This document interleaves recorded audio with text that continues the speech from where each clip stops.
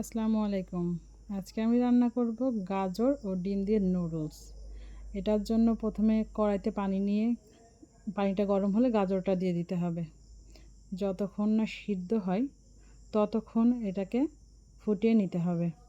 যখন এটা একটু নরম হয়ে আসবে হালকা, তখন এটার ভিতরে নুডলসটা দিয়ে দিতে হবে। আমি এখানে 2 প্যাকেট নুডলস দিয়েছি।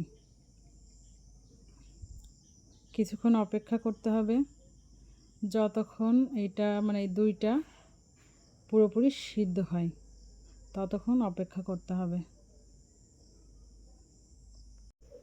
যখন এটা সিদ্ধ হয়ে যাবে তখন এটাকে একটা ছাঁকনির উপর ঢেলে দিতে হবে। ঢেলে দিয়ে পানি ঝরিয়ে নিতে হবে। তারপর একটা কড়াই বসিয়ে দিতে হবে, দিয়ে এতে কিছুটা তেল দিতে হবে। পরিমাণ মতো তেল দিতে হবে, যে যেরকম পছন্দ করেন।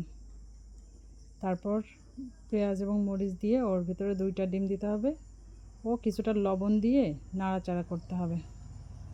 সুন্দর করে নেড়ে এটাকে একটু ভাজা ভাজা করতে হবে। যখন দেখবেন একটা সুন্দর মতো ভাজা ভাজা হয়ে গেছে, একটা অন্যটার সঙ্গে লাগছে না, তখন এটার ভেতর আগে থেকে সিদ্ধ করে রাখা ওই নুডলস এবং গাজরটা দিয়ে দিতে হবে। দেওয়ার পর এটাকে আবার একটু নেড়ে দিতে হবে। নেড়ে দিয়ে এটার ভেতরে যে মশলাটা ছিল সেই 2 প্যাকেট মশলাই এটা দিয়ে দিতে হবে। দিয়ে দেওয়া হয়ে গেলে এটাকে আবার সুন্দর মতো ভালো করে নেড়ে নেড়ে এটার সঙ্গে মিশিয়ে নিতে হবে। যখন এটা সুন্দর করে ভালোভাবে মেশানো হয়ে যাবে, তারপর আর একটু নেড়ে দিতে হবে। দিয়ে